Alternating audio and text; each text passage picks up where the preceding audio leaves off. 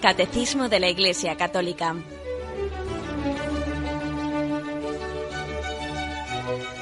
Un programa dirigido por Monseñor José Ignacio Munilla, obispo de San Sebastián.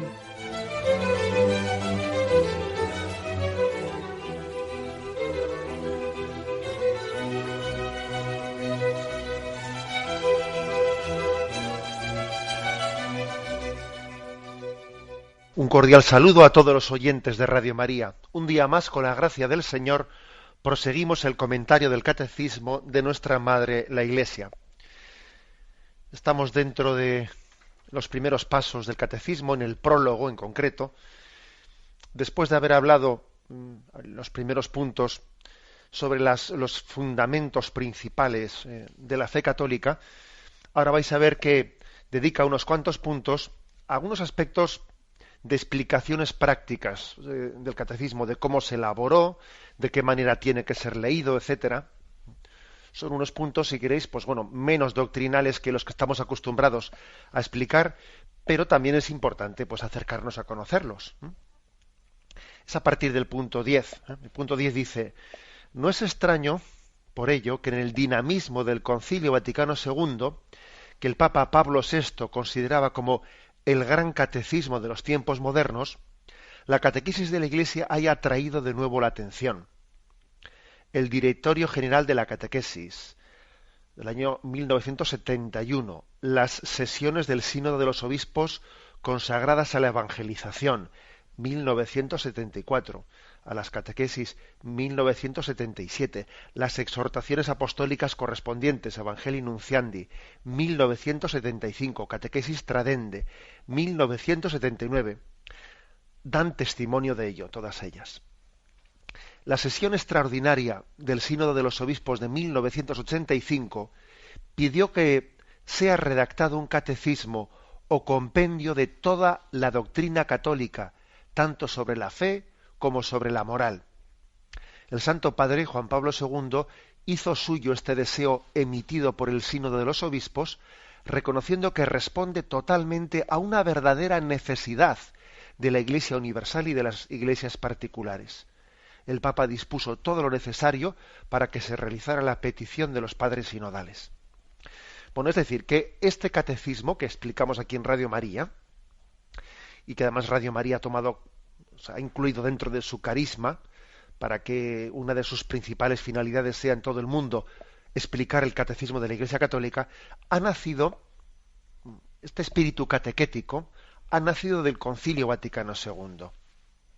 El Concilio Vaticano II tenía un dinamismo, y el dinamismo que tenía era el de salir al encuentro del mundo, porque obviamente hay un cambio cultural muy fuerte, muy grande, en esta segunda mitad del siglo XX, en la que se encuadra el Concilio Vaticano II, hay un cambio cultural muy grande. Entonces, la Iglesia, y además tenemos que hacer ese acto de fe, es decir, Juan XXIII tuvo esa inspiración de convocar el Concilio Vaticano II. Y bueno, fijaros que estamos viviendo una gran crisis, pero estoy convencido que la crisis que estamos viviendo sería muy superior si el Concilio Vaticano II no hubiese sido convocado, porque en él se dio un diálogo, ¿no?, entre la Iglesia y la sociedad, esa sociedad que iba cambiando con el riesgo de romper con sus raíces cristianas. Y bueno, gracias al Concilio Vaticano II, al esfuerzo de entrar en contacto, en comunicación, en diálogo, fe, cultura, bueno, pues de alguna manera dentro de esta vorágine de cambio cultural, a pesar de la gran crisis que también nosotros hemos padecido, pues creo que tenemos instrumentos muy válidos, ¿no?, para poder continuar adelante. Hay algunos que han pensado, yo creo que muy equivocadamente, que el Concilio Vaticano II ha sido la causa de la crisis de la Iglesia Católica. Y no es cierto, estoy convencido de que eso no es así. El concilio no ha sido la causa de la crisis, sino que es verdad que el concilio se produjo en un momento de una inflexión muy grande, cultural. Fijaros que este famoso mayo del 68, que supone una ruptura con la tradición, etcétera, de Europa, bueno, pues tiene lugar a los 3 años de la clausura del Concilio Vaticano II, y a pesar de que la Iglesia se había capacitado mucho para el diálogo con la cultura actual, bueno, pues es que esa, esa vorágine, que se produce, bueno, crea una gran crisis. Es verdad también que ha habido interpretaciones pues muy simplistas, muy reductoras del Concilio Vaticano II, como si el Vaticano II hubiese sido una especie de reinvención, una ruptura con la tradición, etcétera, etcétera. Ha habido más problemas. Pero hay que decir que este catecismo que explicamos ha nacido de una vocación de salir al encuentro. Igual que Cristo vino a nuestro encuentro, la Iglesia ha querido salir al encuentro de una cultura que tiene unas raíces cristianas, pero tiene también la dificultad grave de cómo vivirlas en este mundo actual, en esta sociedad tan cambiante. Bueno, a los 20 años de la clausura del Concilio Vaticano II, se convocó un sínodo extraordinario de los obispos, un sínodo pues para evaluar cómo iban las cosas. Hace 20 años que concluyó el Vaticano II, se dijo, vamos a evaluarlo, vamos a coger el pulso, y claro, obviamente los padres sinodales dijeron, bueno, el Vaticano II como que hubiese que rematarlo, ¿no? Como que hubiese que concluirlo en un gran compendio de la fe. También los padres sinodales fueron conscientes de que el Concilio Vaticano II estaba teniendo unas dificultades muy serias en la recepción, porque había muchos que lo estaban interpretando en una clave rupturista, en una clave de ruptura, como si el Concilio Vaticano II hubiese venido a romper con la Iglesia preconciliar.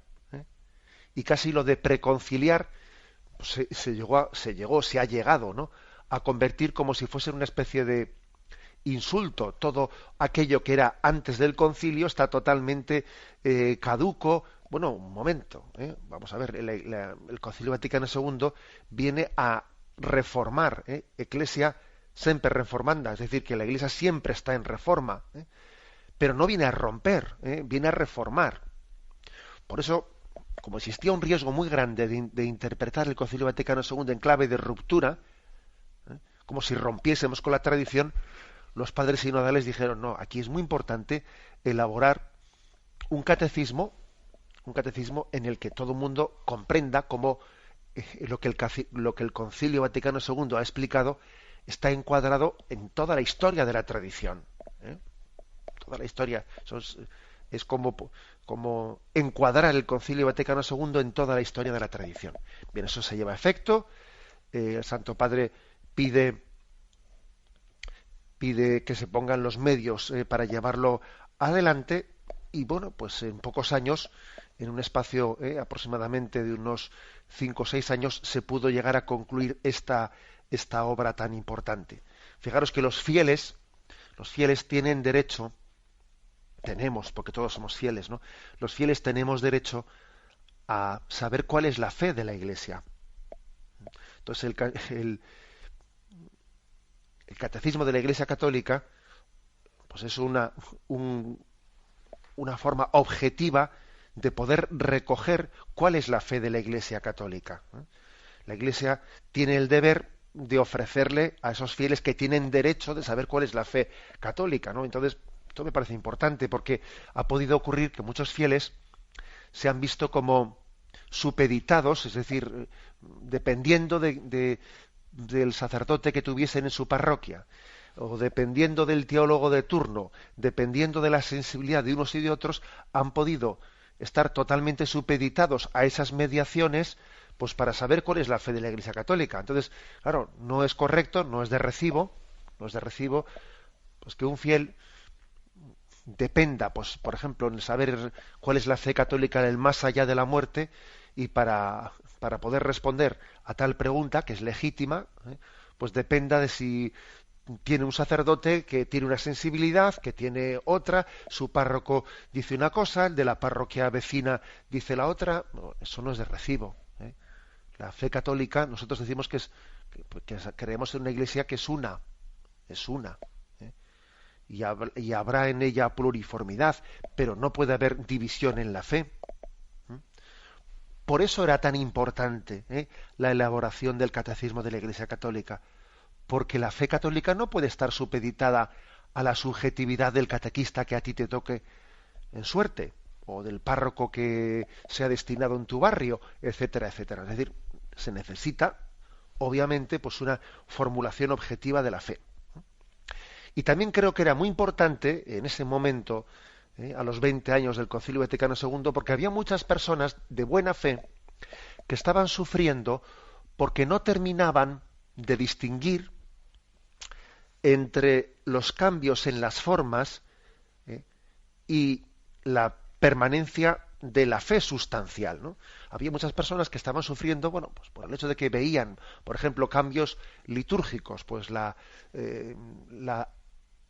liturgia, la reforma litúrgica posterior al Concilio Vaticano II, claro, que supone pues la introducción de las lenguas vernáculas, supone un nuevo, pues una actualización del rito de la Eucaristía de la misa anterior, etcétera. Pues ocurrió que muchas personas, al ver ese tipo de cambios, pues si previamente se celebraba mirando, el sacerdote no mirando al pueblo de Dios, sino más bien mirando al altar. Esa serie de cambios que se produjeron conllevó que muchos fieles pudiesen llegar a pensar que se había cambiado la sustancia de la fe, ¿no?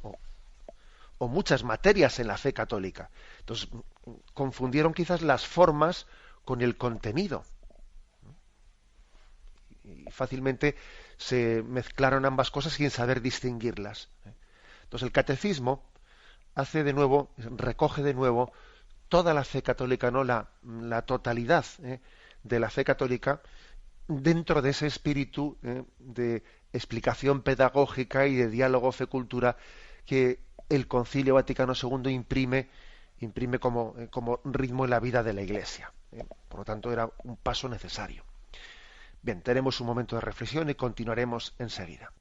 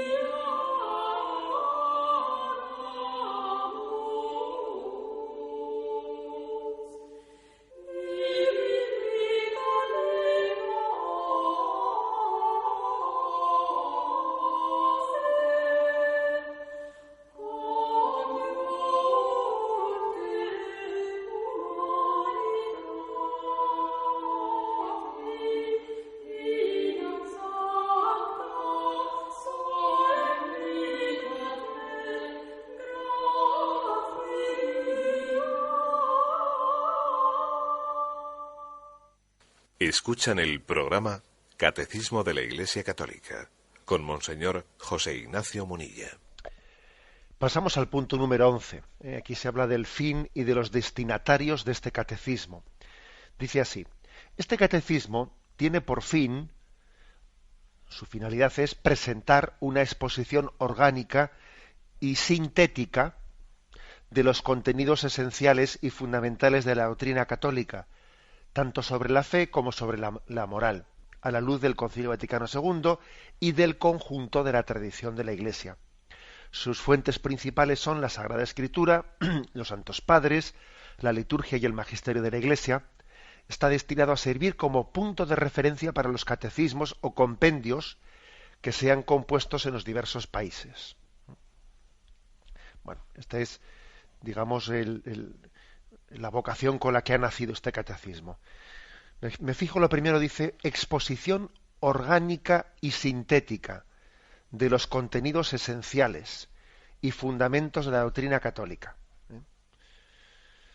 Es decir, que el catecismo va a lo esencial. El catecismo no entra en cuestiones que son discutidas o que son discutibles. No entra en discusiones de escuela teológica. Por ejemplo, cuando se elabora el catecismo, si se ve que hay pues una verdad de fe que un grupo de teólogos legítimamente lo explican de una manera y otro grupo de teólogos lo explican legítimamente sin que sea contrario con el dogma de otra manera, entonces el catecismo no entra a ver a quién le da la razón a unos o a otros. Esa cuestión sencillamente no la incluye. El catecismo va a lo esencial, a lo que forma parte de la fe católica, lo que es común, lo que es común a todo, lo que ha sido predicado, manifestado, definido por la Iglesia, etcétera, etcétera. O sea, un catecismo no entra en cuestiones de escuela. Y cuando a veces se escucha, que me imagino que algún oyente lo habrá escuchado, este catecismo de la Iglesia Católica pertenece a es que es una teología determinada, la que en él se recoge, es una teología tradicionalista y no sé qué y no sé cuántos, ¿no? Pues sencillamente quiere decir que no es verdad.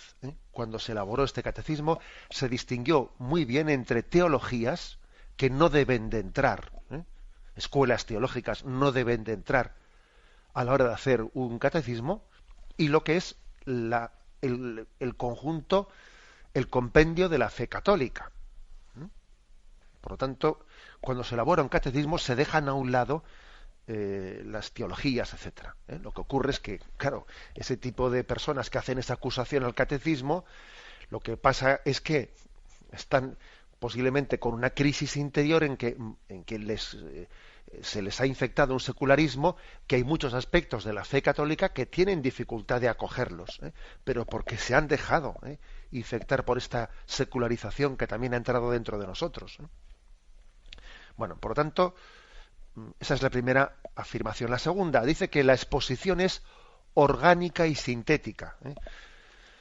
¿Qué quiere decir orgánica? Hombre, pues orgánica quiere decir que la fe católica toda ella es un conjunto, es una sinfonía, que todas las verdades de fe están íntimamente trabadas unas con otras. O sea, las verdades de fe se supeditan la una a la otra, se conectan, etcétera. Por ejemplo, ¿no? Pues que cuando decimos el 15 de agosto, la asunción de María al cielo en cuerpo y alma. Bueno, pues decimos que María tiene ese privilegio, tuvo el don, la gracia de Dios de ascender al cielo, de gozar plenamente de la visión de Dios, no solo en alma, sino en cuerpo y alma. El resto de los santos están gozando de Dios, pero únicamente en su alma. Su cuerpo todavía está a la espera de la resurrección al final de los tiempos. Bueno, eso es lo que se celebra el 15 de agosto. Bueno, pues de esa verdad de fe, pues de ahí, por ejemplo, eso está totalmente ligado a la fe católica sobre la separación del cuerpo y alma en el momento de la muerte. La fe católica que afirma que en el momento de la muerte hay una separación de cuerpo y alma y que el alma recibe inmediatamente en el juicio particular la retribución de Dios y que el cuerpo será resucitado al final de los tiempos, ¿no? Y se unirá, ¿no?, en esa unión, en esa unidad sustancial que tiene el hombre de cuerpo y alma. Por ejemplo, no se puede entender lo que el 15 de agosto celebramos si no entendemos también esta fe católica en la separación de cuerpo y alma y la resurrección del cuerpo al final de los tiempos. Entonces, claro, si no se entiende esto, ¿qué es lo que celebramos al final de los tiempos? ¿Qué es lo que celebramos el 15 de agosto? O, por ejemplo, si no entendemos lo que es la doctrina católica del pecado original, ¿qué celebramos el día 8 de diciembre de la Inmaculada Concepción? Pues no entendemos tal cosa. O si, por ejemplo, no entendemos que Jesucristo es verdadero Dios y verdadero hombre, ¿cómo podemos entender que María es madre de Dios? O sea, todas las verdades de fe están interconectadas y en el fondo, cuando decimos que el catecismo es una exposición orgánica, lo que queremos decir es que la fe católica no puede ser a la carta, que forma parte de esta cultura relativista y subjetivista hay pues una tendencia de hacer una fe, de elaborar personalmente cada uno una fe a la carta. Recuerdo haber visto a uno de estos, digamos, periodistas muy ligados a la nueva era, a esta concepción relativista y subjetivista, ¿no?, que yo he definido como fe a la carta, haber hecho unas declaraciones, ¿no?, pues en un programa televisivo, y le preguntaban por su fe y él decía: yo soy, bueno, no recuerdo exactamente las palabras, ¿no?, pero básicamente era esto, ¿no? Decía: yo soy un ferviente católico y soy un devoto budista y soy un ardiente musulmán y soy un incondicional hindú. Entonces, claro, uno le escuchaba aquello y decía: sí, tú lo que tienes es pues una centrifugadora dentro de la cabeza. O sea, que es propio, ¿no?, de nuestro momento cultural, una tendencia al sincretismo, un poquito de aquí, otro poquito de allá, y un poco de perejil y unos ajos, ¿no? Perdonadme la broma. Es una especie de fe a la carta que está muy difundida en nuestra cultura, pero obviamente eso no es serio, porque la fe es orgánica, y la fe está íntimamente unida en sus afirmaciones. Podríamos poner, he puesto unos cuantos ejemplos sobre la Virgen María, pero podríamos poner muchos ejemplos más, pues para entender cómo la fe es un todo. Es un todo. Yo también hemos leído, ¿no?, todos nosotros, algunos autores. Recuerdo haber leído recientemente a un autor, pues Graham Greene, que también tuvo sus luchas interiores, pues para abrirse a la fe, y decía él que su lucha, la lucha interior que él tenía, era entre la creencia y la increencia, pero que si creía, ya obviamente creía en todo, o sea, y la verdad es que a mí me gustaba ese genio de un hombre que pensaba así. O también, por ejemplo, algo parecido era pues el sentimiento de Unamuno, o algunos autores que han tenido luchas interiores, ¿no?, con la increencia, pero luego por lo menos eran honestos y entendían que crees o no crees, pero si crees, crees del todo, no decir creo o no creo, bien, pero si creo, luego en qué creo sí y en qué creo no, me hago una fe a la carta, no, óigame usted, si nosotros presentamos, ¿no?, o sea, si el cristianismo se presenta como una revelación, como Dios que se descubre, entonces tú no puedes estar diciendo, bueno, yo creo, pero creo en parte, ¿no? En parte sí, ¿no? Como aquel que decía, como decía Jesucristo, y en parte tenía razón. Sí, pero bueno, pero ¿cómo que en parte tenía razón? A ver, ¿tú crees en la divinidad de Jesucristo o no crees en la divinidad de Jesucristo? Pero si Jesucristo es el Hijo de Dios, ¿cómo que en parte tenía razón? ¿Tú le vas a corregir a Dios o qué? ¿Tú le vas a decir a Dios cómo tienen que ser las cosas? Bueno, por eso he puesto el caso de Graham Greene, de Unamuno, de otros autores que han tenido sus momentos de lucha entre la creencia y la increencia, pero que tenían muy claro que si creían en todo, creían en todo, que la fe es una totalidad, la fe es un conjunto orgánico, y yo no puedo hacer de él ahí una especie de elección a la carta. Bueno, creo que este es un aspecto bien importante.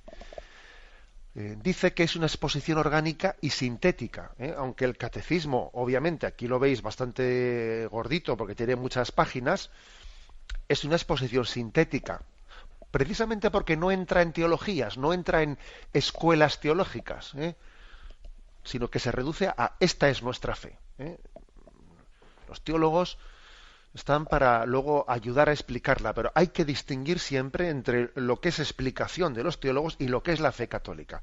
Y haríamos muy bien si intentásemos distinguir ambas cosas. Yo también, pues bueno, pues un compromiso que siempre he querido tener en este programa es que cuando yo meto ejemplos personales y cuando uno, porque obviamente al explicar la fe echas manos de ciertas intuiciones que tienes tú, intentar distinguir lo que es pues lo que es cosa mía de lo que es estrictamente el texto del catecismo. Bueno, eso creo que también es una distinción importante. Es una exposición sintética y también sistemática. Sistemática porque obviamente hay un orden en las cosas, hay un orden, y por ejemplo el hecho de que se comience por la fe y luego se siga por la liturgia y luego se siga por la moral y luego se siga por la oración, no es caprichoso, se trata de un orden lógico. Se empieza la casa por los cimientos, se empieza la casa por los cimientos y sobre ella se edifica sobre roca de una manera ordenada, de una manera, y creo que eso también es importante. A veces cuando uno de los problemas serios que tenemos es que cuando la gente va a hablar de temas de fe, pues pretende discutir sobre no sé qué del preservativo sin tener ni idea previamente de todos los fundamentos de la fe, ni de la moral, ni de nada. Ese es un problema muy serio. El problema muy serio es que ¿cuántas personas entran en los medios de comunicación a debatir sobre cuestiones puntuales, que sean así un poco morbosas, un poco polémicas, y claro, es que hablar de una cuestión concreta de moral, que resulta así, pues digamos, antipática ante la cultura actual, sin entender para nada cuáles son todos los fundamentos de la moral, antropológicos, etcétera, si es que eso es empezar la casa por la antena de televisión. Eso no puede ser. No digo por el tejado, ¿no? Sino empezar la casa por la antena de televisión, por la parabólica, vamos, ¿no? Bueno, por eso el catecismo tiene una exposición sistemática. Y uno de los grandes problemas que yo creo que tenemos hoy en día en la comunicación de la Iglesia Católica con el mundo es que tenemos pues una forma de comunicar muy de flash, ¿no? O sea, parece que te dan una intervención en un medio de comunicación y tienes que, pues en 10 minutos, que 10 minutos, en 10 segundos, en 15 segundos, tienes que transmitir un flash. Claro, y es muy difícil, así, en tan breve tiempo, poder rebatir pues una barbaridad que se ha dicho contra la fe. Dice, oiga, mire usted, que necesito 10 minutos para explicar esto, por qué esto no es así, que es de otra manera. Mire usted que yo sobre lo que es, pues por ejemplo, el tema de la paternidad responsable, el tema de, oiga, déjeme, pero claro, no tienes tiempo en un medio de comunicación generalista para que te dejen explicar con profundidad los fundamentos de la fe. Y fácilmente se tiende a ridiculizar con una frase, con un eslogan, cualquier aspecto de la fe católica, y no hay margen para poder explicarlo en profundidad. Por eso es tan importante conocer el catecismo de la Iglesia Católica sistemáticamente. También es verdad que tenemos que hacer un esfuerzo de comunicación, ¿no? Pero obviamente, así como una falsedad se puede decir en 10 segundos, rebatir la falsedad necesita mucho más tiempo. Esto siempre ha sido así, y aunque podamos intentar mejorar nuestras técnicas de comunicación, pues es que obviamente necesitamos tiempo, formación, y entonces el catecismo de la Iglesia Católica pues es largo. Es sintético, pero aún y todo es largo, ¿no? Difícilmente se podría explicar este catecismo pues en un sitio que no fuese Radio María. Sería muy difícil, ¿no? Difícilmente iba a encontrar sitio para ello, ¿no? Bueno, y además de esto ha dicho que las fuentes principales, que esto es importante que lo sepamos, o sea, ¿qué fuentes tiene el catecismo? 4 fuentes. Sagradas Escrituras, la palabra de Dios, obviamente es la primera. Segunda, santos padres. Santos padres se entiende por aquellos que están en los 6 primeros siglos o 7 primeros siglos. Y en esos siglos los santos padres han tenido, los principales obispos de la Iglesia tuvieron una predicación muy fecunda, muy pegada a la Iglesia primera, a la primera Iglesia, y que nosotros la tenemos como punto de referencia modélico de cómo entendió la primera Iglesia la predicación de Jesucristo. Santos padres. Liturgia. La liturgia también es una fuente del catecismo, porque por aquel adagio que se dice lex orandi, lex credendi, es decir, eso que creemos, eso que oramos, es lo que estamos creyendo. A veces, antes de formularlo, lo hemos rezado. O sea, desde siempre hemos rezado por los difuntos. Desde siempre hemos rezado por ellos. Pongo un ejemplo, ¿no? De esta manera. Luego también la fe de la Iglesia se explica, la fe en el más allá de la muerte se explica desde la oración que siempre hemos tenido por los difuntos, etcétera, ¿no? Bueno, o sea que también la liturgia nos explica nuestra fe. Y por último, magisterio de la Iglesia. El magisterio que el Papa, los papas y los obispos han ido explicitando, ¿no? A través de definiciones dogmáticas, pero también de encíclicas, también de un magisterio ordinario. Es decir, Sagrada Escritura, Santos Padres, liturgia y magisterio son las 4 fuentes desde las que se elabora el catecismo de la Iglesia Católica. Tenemos un momento de reflexión y continuaremos enseguida.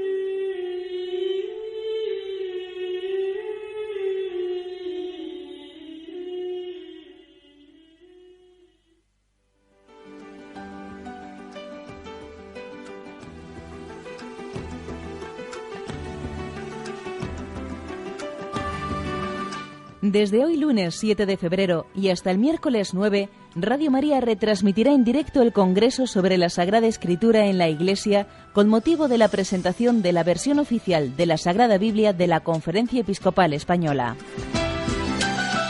Durante los 3 días les vamos a ofrecer una programación especial para poner de manifiesto la importancia de la Sagrada Escritura en la vida de la Iglesia. Entre los ponentes participarán el cardenal Marc Aulet, prefecto de la Congregación para los Obispos y relator del Sínodo sobre la Palabra de Dios, el cardenal Torkson, presidente del Pontificio Consejo Justicia y Paz, y Monseñor Ladaria, arzobispo secretario de la Congregación para la Doctrina de la Fe. Recuerden, desde hoy lunes 7 de febrero y hasta el miércoles 9, programación especial en Radio María sobre la Sagrada Escritura. Pueden consultarla en nuestra página web www.radiomaria.es.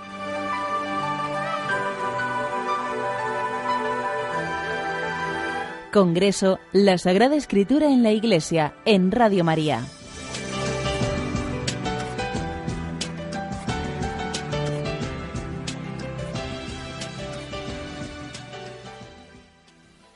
Escuchan el programa Catecismo de la Iglesia Católica con Monseñor José Ignacio Munilla. Estamos hablando en el punto 11 del Catecismo sobre cuál es el fin y los destinatarios de este Catecismo. Y se dice que está destinado a ser un punto de referencia para los catecismos o compendios que sean compuestos en los diversos países. Es decir, que este es el Catecismo Mayor y todos los catecismos que a partir, ¿no?, de su promulgación se redacten en el mundo entero tienen que tener, para que sean aprobados por la Santa Sede o por el obispo del lugar, etcétera, tienen que estar en cuanto a los contenidos conformados con este catecismo. Esa es la garantía de catolicidad. En la clausura del año sacerdotal hubo una vigilia en la que varios sacerdotes le preguntaban al Santo Padre pues distintas cuestiones, ¿no? Y el Papa de una manera espontánea le respondía. Y hubo un sacerdote, el sacerdote africano, que le preguntó al Santo Padre pues precisamente por lo que antes hemos comentado, pues por el sufrimiento que a veces podemos tener, y también los sacerdotes, de ver que existe pues una confusión grande a la hora de decir cuál es la fe católica, y que a veces pues se confunde entre lo que es la fe católica y opiniones de unos y opiniones de otros, etcétera. Entonces, el Papa, la respuesta que le dio, se refirió al catecismo de la Iglesia Católica, diciendo que es la regla de nuestra fe. Y le dijo a aquel sacerdote africano, dijo, vamos a ver, la regla de nuestra fe es el catecismo, ¿eh? Entonces, distingamos entre opiniones de unos y de otros y cuál es la regla de nuestra fe. Por lo tanto, digamos que el catecismo, una finalidad que tiene es, la que hemos dicho antes, ¿no?, ser el catecismo mayor en base al cual se redacten los siguientes catecismos. Pero también otra finalidad que tiene es que un fiel pues pueda decir, bueno, ¿cuál es la fe católica sobre este aspecto? O sobre el otro, sobre cualquier aspecto de nuestra fe, pues puede acceder directamente a saberlo. Bien, pasamos al punto 12. Dice, el presente catecismo está destinado principalmente a los responsables de la catequesis. En primer lugar, a los obispos, en cuanto a doctores de la fe y pastores de la Iglesia. Les es ofrecido como instrumento en la realización de su tarea de enseñar al pueblo de Dios. A través de los obispos se dirige a los redactores de catecismos, a los sacerdotes y a los catequistas. Será también de útil lectura para todos los demás fieles cristianos. Bueno, principalmente se dirige pues a los obispos, porque es verdad que lo han elaborado los mismos obispos. O sea, sabéis que tuvimos la ocasión de explicar cómo había sido elaborado el Catecismo de la Iglesia Católica, y fue una obra colegiada, hecha en comunión entre todos los obispos del mundo, que se les iban mandando pues los borradores de cómo iba su elaboración. Se le pedía a cada obispo que pues si veía cualquier pequeño detalle a corregir o añadir o a simplificar, a lo que sea, que fuesen mandando a la Santa Sede correcciones, etcétera. Y se mandaron muchísimas, ¿no? Pues unas 24.000 entre todos los obispos del mundo. Uno que decía, yo lo pondría de esta manera, yo añadiría esto, añadiría una cita del Evangelio. Y claro, todas esas correcciones de los obispos de todo el mundo se van incluyendo hasta que se hace este catecismo. Bien, lo han hecho los obispos, pero el destinatario primero es el propio obispo. Es el propio obispo, porque es que es muy importante que los obispos, entre nosotros, tengamos encuentros en los que maticemos aspectos determinados, ¿no? O sea, es decir, es muy importante, no porque no tengamos clara cuál es nuestra fe, sino también porque es importante formularla de manera conjugada, porque a veces se podría suscitar un cierto lío si un obispo pues explica las cosas con unos términos que parece que no se conjugan con el otro, y esto tal, y esto cual, ¿no? Entonces es muy importante. Una de las formas en las que el Espíritu Santo actúa en la Iglesia es también en ese encuentro entre los obispos, en ese trabajo en comunión colegial entre los obispos, en los que mutuamente nos vamos matizando cosas. ¿No te parece que este aspecto de las bienaventuranzas, pues le dice un obispo al otro, pues se podría ser mejor explicado por este texto de tal? Ah, pues sí, sería mejor. Fíjate que hay un texto de San Juan Crisóstomo que lo ilumina muy bien. Ah, estupendo. Pues yo conozco otro texto de otro santo que... Y así se va conjugando entre todos, obviamente, una sinfonía en la fe. Ese trabajo se hizo en la elaboración del catecismo. Es posiblemente de los trabajos más importantes que habrán podido participar los obispos, ¿no? Que el Papa consulte a todos cómo vamos a explicar la fe, conforme a la tradición, conforme a la Sagrada Escritura, conforme a los santos padres, conforme al magisterio. Es de las labores principales que habrá podido hacer la Iglesia. O sea, ser capaz de decirlo también con las mismas palabras, para no confundir, para ser pedagógicos, etcétera. Bueno, entonces lo elaboraron los obispos, pero el primer destinatario es el obispo, porque él tiene como misión, una de sus misiones principales, la de predicar la fe, y es importante que lo haga con una regla común. Y al mismo tiempo, con esa regla común, también los catequistas, los redactores de los catecismos, redactan sus catecismos, los sacerdotes predican su fe, predican la fe, las homilías. Los catequistas, cuando van a explicar a los niños, o a los jóvenes, o a los adultos, tienen esta referencia. Y dice que también puede ser de acceso directo para todos los fieles. Por ejemplo, para todos los oyentes que ahora mismo están... O sea, porque es que también, Posiblemente si este catecismo se hubiese redactado pues hace 2 o 3 siglos, no tendría la capacidad de ser recibido directamente por los fieles. Pero es que pues que han pasado en estos siglos, ha habido un avance muy grande pues en la cultura media de la población. La población ha crecido mucho en cultura media, y eso hace que lo que antes podía ser un contenido difícil de ser entendido pues por una parte importante de la población, hoy en día pues ya no lo sea, ¿eh? Y este mismo programa del catecismo pues tiene una facilidad pues de poder ser recibido por eso. Primero porque la cultura media de la población pues ha subido mucho. Segundo porque también hay medios de comunicación de acceso directo, ¿no?, que también lo facilitan mucho, pues, como es la prensa, como es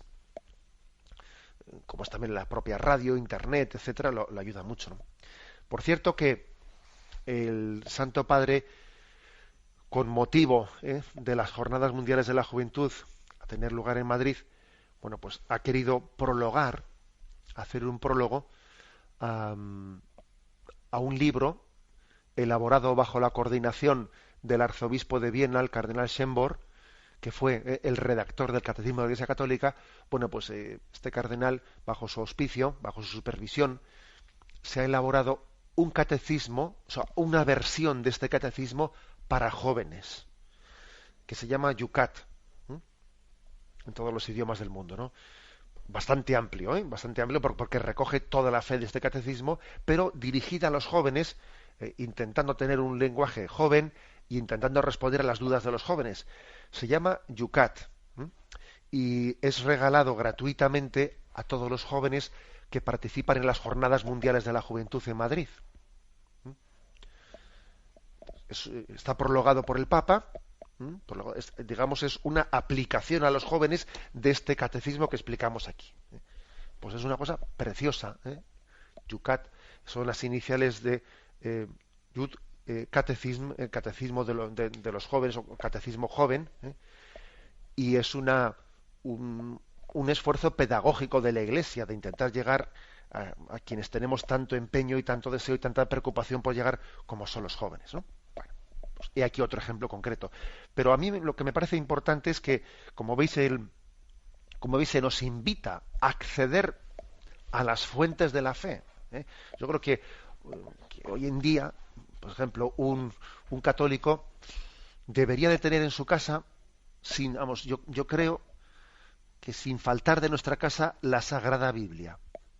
Eso por supuesto, ¿no? Sagrada Biblia. Hay muchas versiones. Quizás la más popular pueda ser para nosotros la Biblia de la llamada de la Conferencia Episcopal Española, por el hecho de que su texto coincide con las lecturas litúrgicas que se proclaman en la Iglesia, ¿no? La Biblia. Bueno. Segundo libro que no debería de faltar, el Catecismo de la Iglesia Católica. Creo que se puede pues tenerlo en 2 versiones, ¿no? En la versión del Catecismo Mayor o en la versión del Compendio, que es con preguntas y respuestas. Esos 2 libros no deberían de faltar en nuestra biblioteca católica. Quizás también hay otro que es el misal, tener el misal en el que tenemos las lecturas de cada día, las que son proclamadas en la liturgia, cuando uno va a la misa dominical, y puede seguir con el misal pues toda la oración de la Iglesia, puede seguir las oraciones colecta, la oración de las ofrendas, puede seguir todo el rito de la liturgia eucarística. Y yo pienso que esos 3 libros, fijaros, Biblia, Catecismo, los 2 esos son los principales. Y si alguno me da margen a tener alguno más, pues sería el misal. Y para los que también van participando de la liturgia de las horas, que rezan laudes o vísperas, otro libro podría ser el diurnal de la liturgia de las horas, o sea, es decir, la versión para poder rezar laudes y vísperas, etcétera.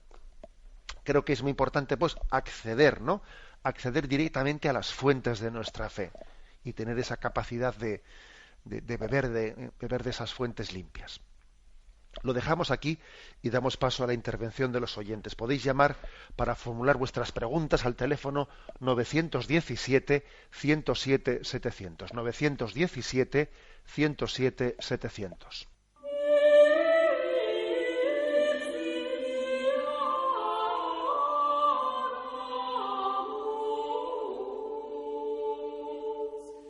¿Con quién hablamos? Hola, buenos días. Buenos padre. días, adelante. Mire, le quiero hacer una pregunta y me salgo un poco del tema de hoy, pero tengo una duda. El Papa Clemente VIII tiene una oración que dice que cuando se reza esa oración está sacando un alma del purgatorio. Entonces, eso me llegó a mis manos y la verdad es que llevo años haciendo esa oración. Pero también es cierto, yo tengo fe y creo. He estado buscando que quién era el Papa Clemente VIII y he estado viendo que era un hombre bueno, tuvo un pontificado bueno y un hombre con don de piedad, bondadoso, etcétera. A mí esta oración queda desfasada por el paso del tiempo, en fin, por dar un poco explicación a si yo se la puedo pasar a alguien. A mí me llega esa oración, la verdad. Entonces, bueno, pues es mi pregunta, ¿no? ¿Una oración después de tanto tiempo tiene vigor? De acuerdo. Pues sí, vamos a ver. Obviamente tiene vigor en el sentido de que es una oración por las almas del purgatorio y obviamente, sin duda alguna, aunque me imagino que si hoy en día pues se hubiese escrito, pues igual estaría escrita pues con términos más actualizados, etcétera, tiene vigor. Otra cosa es que yo lo que no diría es, bueno, pues cada vez que se reza esta oración sale automáticamente un alma de purgatorio. Bueno, vamos a ver, eso la Iglesia no lo ha definido así, no ha comprometido en ello su fe. Pero mire, pues igual puede salir dos, o igual, mire usted, o sea, pues igual nos llevamos una sorpresa, ¿no? O sea, quiere decir que lo que yo igual le matizaría sería el tema de que lo apliquemos o lo entendamos de una manera mecánica, ¿no? Mecánica de decir, cada vez que rezas esta oración sale un alma del purgatorio, luego si la rezo 2 veces salen 2, si la rezo 3 salen 3. No lo entienda usted de esa manera mecánica, pero sí entiéndalo como una devoción. Como, fíjese, les voy a contar una cosa, hay una anécdota de la Madre Teresa de Calcuta, que no sé si sabrán los oyentes, es que ella, pues con esa popularidad que tenía mediática, pues ella, y encima que ella tenía una profunda noche oscura dentro de ella, tenía una prueba interior muy grande, y por otra parte tenía que hacer un esfuerzo externo de sonreír, de tener que estar prodigándose con unos y con otros, y nosotros no nos dábamos cuenta de que toda esa popularidad a ella le costaba un sacrificio muy grande, y le sacaban fotos, y ella tenía como un pacto con el Señor, que era: Señor, por cada foto que me saquen, te pido que liberes a un alma de purgatorio. La verdad es que yo cuando leí eso me quedé prendado, ¿no? De cómo ella hacía de la necesidad virtud, ¿eh? Tenía que tener ese desgaste de popularidad cuando a ella le hubiese gustado estar escondida, y al Señor le dijo: Señor, te pido que por cada foto que me saquen se libere un alma de purgatorio, porque le ofrecía algo que le costaba. Bien, como os podéis imaginar, uno no puede decir, pues vamos a ver, pues eso se cumplió pues casi matemáticamente, ¿no? Luego si aquí le sacan 3 fotos, eso es pero lo que estoy convencido es de que el Espíritu ella lo vivió, de intercesión por las almas de purgatorio, y que por su intercesión liberaría muchísimas. Estoy convencido, ¿eh? Por eso, por lo tanto, esa oración que le han entregado, sí, tiene lógicamente su validez. No la entienda usted de una manera mecánica, contabilizando las cosas, pero vívala en ese espíritu. Adelante, vamos a pasar a un siguiente oyente. Buenos días. Buenos días, monseñor. Mi nombre es Lourdes. Adelante. Mire, quería decirle una cosa que suelo hacer habitualmente, que recorto artículos de periódicos o del Alfa y Omega, cosas que pienso que son muy importantes sobre las que hay que orar. Y del domingo 11 de mayo de 2008 hay una foto en el periódico ABC de una reunión episcopal en la cual aparece Rouco Varela, y los temas que allí se acordaron son los mismos que se van a hacer ahora en esta otra reunión de estos 3 días. Uh-huh. Y van a ser 3 años orando sobre ese papel. Y quiero esto para decírselo a vosotros, para darle ánimo, que no piensen que se reúnen y que pasan las cosas y que los cristianos pues a lo mejor no nos preocupamos de lo que se escribe.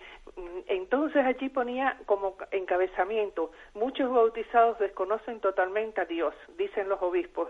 Y todo lo que ponía allí en este artículo, que es muy interesante, es del domingo 11 de mayo de 2008, es sobre lo que se va a tratar ahora, y le doy gracias a Dios porque verdaderamente veo cómo ese mensaje de aquella reunión sigue transformando. Esto es súper importante porque nos habla de la fe heredada, de la importancia de la formación cristiana integral, de todo el proyecto formativo, y gloria a Dios, Monseñor, que todo esto lo estoy viendo, porque de verdad le digo, esta hoja la llevo, ya van a ser 3 años pidiéndole a Dios sobre aquello que se habló. De acuerdo, muchísimas gracias. Muchas gracias. Gracias a usted. Pues sí, al oyente le ha impresionado, ¿no? Pues el hecho de que ella, en aquel momento, pues hace 3 años, encontró algo que entendía que era muy importante para la vida de la Iglesia. Ha estado 3 años, tuvo ese detalle de recortarlo y para hacerse recordar la importancia de orar por ello, y ahora cuando ve que la Iglesia 3 años después pues ese aspecto lo trae a reflexión, le impresiona, porque en el fondo es como un pequeño signo de que la oración que hacemos pues tiene su efecto, ¿no? Me recuerda a ese pasaje de la vida de Santa Teresita de Lisieux. Ella le estaba pidiendo al Señor ver que su oración tuviese efecto, ¿no? Que tenía la capacidad de mover corazones, y entonces allí hubo un condenado a muerte que fue muy sonado y que se vio desde los medios de los periódicos, que era pues que rechazaba la fe, y ella le pedía al Señor que aquel condenado que hacía profesión de descreimiento antes de ser ejecutado porque estaba condenado a muerte, hiciese, o sea, tú pudiese tener ya un signo de que su oración por ese condenado había tenido efecto, ¿no? Y este hombre se negó a confesarse, se negó a todo, pero en el momento en que iban a ejecutarle, justo unos segundos antes, cogió el crucifijo del sacerdote que estaba allí acompañándole y lo besó antes de ser ejecutado. Y entonces, cuando Santa Teresita leyó eso en los periódicos, se dio cuenta que su oración era fecunda, ¿no? Con lo cual yo diría, creo que yo recogería de la llamada del oyente el que tengamos plena confianza en que nuestra oración por la Iglesia, nuestra oración por las misiones, nuestra oración por los sacerdotes, por las vocaciones, tiene efecto, ¿no? Y a veces Dios nos permite pues ser testigos de pequeños signos, ¿no? Que aumente nuestra fe, pero tengamos plena convicción de ello. Damos paso a un siguiente oyente. Buenos días. Buenos días, soy Jesús. Adelante, Jesús. Sevilla. Mire, mi pregunta va en el sentido de que ayer en el Evangelio se proclamó eso de ser sal de la tierra y luz del mundo, ¿no? Que vean vuestras buenas obras y den gloria a Dios por ellas. Bueno, pues esto digo yo, que veamos nuestras buenas obras. Y por otra parte, en el caso que se decía de la limosna, que no se entere tu mano izquierda de lo que hace la derecha, pues no sé hasta qué punto debemos manifestar esas buenas obras para que sean sal de la tierra y luz del mundo, ¿no? Pues mire, casualmente yo cuando estuve predicando a este respecto hice referencia en la predicación de ayer a esa aparente contradicción que dice usted. Es decir, el Evangelio dice en un lado, ¿no? Pues en un pasaje, que vuestras buenas obras sean conocidas por todos, ¿no? Brillen, para que así viéndolas los demás den gloria al Padre. Y en otro lugar dice que no sepa tu mano derecha lo que hace la izquierda, tú haz el bien ocultamente. ¿Cómo se conjugan, ¿no? esos dos pasajes evangélicos? Pues yo creo que tienen plena conjunción, porque fijaros bien, ¿no? Yo creo que todos entendemos que no es lo mismo ser luz para los demás que ir a lucirse. No es lo mismo. No es lo mismo. Todos nos damos cuenta que cuando alguien es luz para los demás, lo que está haciendo es no está preocupado de cómo le miren a él, no está preocupado de si hablan bien de mí, si hablan mal de mí, si lo he hecho bien, si lo he hecho mal, si he quedado bien, si he quedado mal, ¿no? sino que lo que está preocupado es porque las cosas estén hechas conforme a la gloria de Dios. Dios es mi público. Yo las cosas las hago delante de Él. Y eso obviamente le ayuda a los demás, porque nuestras obras son luz ante los demás. Ahora, otra cosa distinta es cuando uno busca lucirse, no ser luz, sino lucirse. Y en el fondo lo que le preocupa es cómo es percibido, le preocupa cómo hablan de él, cómo le estiman, cómo le valoran, etcétera, ¿no? Y entonces casi las obras que hace no, vamos, casi no, sin casi, ¿no? No tienen como finalidad la gloria de Dios, sino el su lucimiento. Yo creo que esta es la distinción clara que integra, ¿no?, esos dos pasajes del Evangelio. Aunque sea brevemente, damos paso a una última llamada. Buenos días. Buenos días. Sí, adelante. Soy Montserrat. Adelante, Montserrat. Mire, mi pregunta es que estoy siguiendo con mucho interés y me gustan mucho los catequesis estas, pero estoy un poco que no veo el hilo, porque yo digo, bueno, ahora empezamos otra vez el catecismo. De pronto nos pasamos al sacramento de la unción de enfermos, ¿no? Y ahora otra vez volvemos al principio. O sea, ¿qué hilo piensa seguir o cómo? De acuerdo, muy bien. Le explico. Esto es importante, esta pregunta, porque algunos que se han ido incorporando igual. Vamos a ver. El catecismo suele tener de lunes a viernes se hace en directo y va siguiendo punto por punto su explicación. Yo comencé en el punto 500 y pico, se terminó todo el catecismo y ahora he vuelto a empezar desde el punto 1 y llegaré hasta el punto 500 y pico, que es en el que comencé el catecismo, y así ya habremos hecho la ronda entera. Pero los sábados y los domingos el catecismo no se hace en directo, sino que se pone una repetición de lo que se hizo hace aproximadamente año y pico, lo que yo llevo haciendo ya 5 años el catecismo. Con lo cual, eso que usted dice, pero bueno, si el otro día estaban hablando del punto, es por este motivo, porque el catecismo es en directo de lunes a viernes y sábado y domingo es repetición. Es verdad también que a veces no solo es sábado y domingo, sino que en alguna ocasión que yo estoy viajando, que estoy fuera, etcétera, y no puedo hacer catecismo en directo, también se funciona como si fuese sábado y domingo, pero porque eso puede ocurrir, que de repente estemos escuchando esto, ahí va, si el día siguiente nos hemos pasado a la parte que estamos hablando de los sacramentos, pero es porque ese día será sábado y domingo lo más probable, o algún otro día el programa no es en directo, sino que es de los que hace año y medio más o menos, ¿no?, pues fueron grabados. Bien, tenemos el tiempo cumplido. Me despido con la bendición de Dios Todopoderoso, Padre, Hijo y Espíritu Santo. Alabado sea Jesucristo.